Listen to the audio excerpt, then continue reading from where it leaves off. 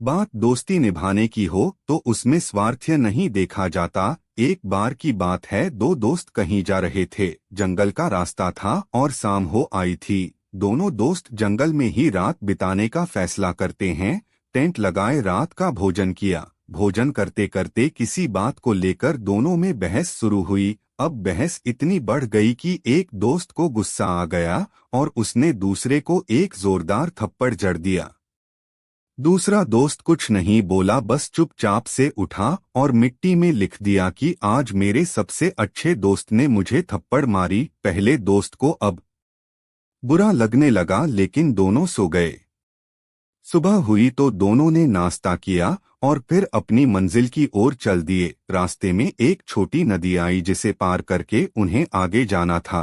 पहला दोस्त तो आराम से नदी पार कर गया, लेकिन दूसरा दोस्त नदी के दलदल में फंस गया। उसने बचाओ बचाओ की आवाज लगाई तो पहला दोस्त किसी तरह बड़ी मुश्किल से उस दलदल से बाहर निकला।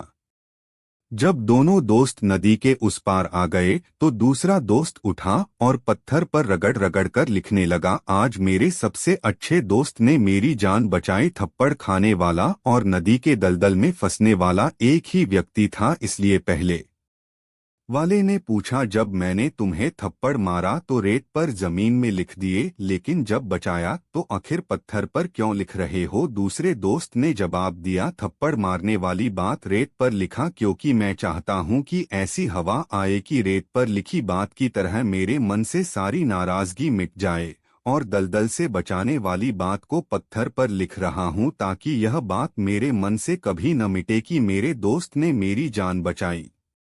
अगर बात दोस्ती निभाने की हो तो ये सब क्या देखना। यह सुनकर पहला दोस्त भावुक हो गया और दूसरे को गले लगा लिया। अब दोनों दोस्त खुशी खुशी अपनी मंजिल की ओर बढ़ चले। एकदम ऐसा ही हम सब के साथ होता है।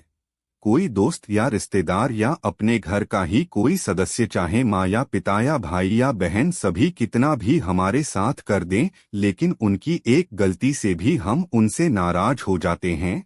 हम उनके पुराने त्याग को बिल्कुल भूल जाते हैं। जिंदगी में किसी के त्याग को मत भूलिए।